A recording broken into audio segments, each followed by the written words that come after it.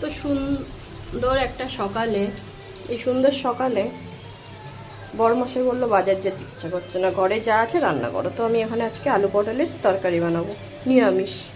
আমাদের এখন ভেজ চলছে, তো সব কিছু এখন নিরামিষ খেতে হবে। তো এই নিরামিষ তরকারি চলো দেখাই। এদিকে আমি একটুখানি কারকলটা ভেজে নিচ্ছি। তো এদিকে আমি এই পটলগুলো আলুগুলো কেটে একটু সিদ্ধ করে রেখে দিয়েছি, একটু হালকা হলুদ আর নুন মাখিয়ে রেখে। এই আলু পটলগুলো আমি এই তেলে ভেজে নেব। পটলগুলো আমার ভাজা ভাজা হয়ে এসছে, এবার আমি তুলে নেবো। তবে একটু জিরে দিয়ে দিচ্ছি, তেজপাতা দিলাম। তো বন্ধুদের মধ্যে আছে আদা, জিরে, লঙ্কা, সব ধনে সব পেস্ট করে এবার কড়াইতে ছেড়ে দেবো। দিচ্ছি স্বাদ অনুযায়ী নুন, আলু পটলগুলো দিয়ে দেবো।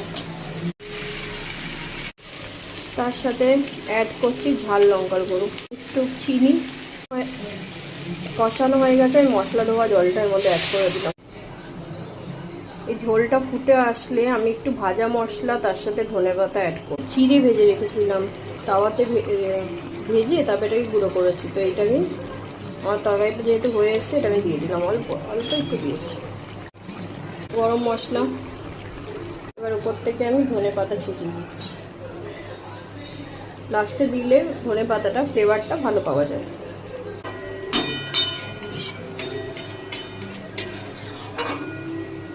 তো অলমোস্ট রেডি হয়ে গেছে আমাদের এই তরকারিটা।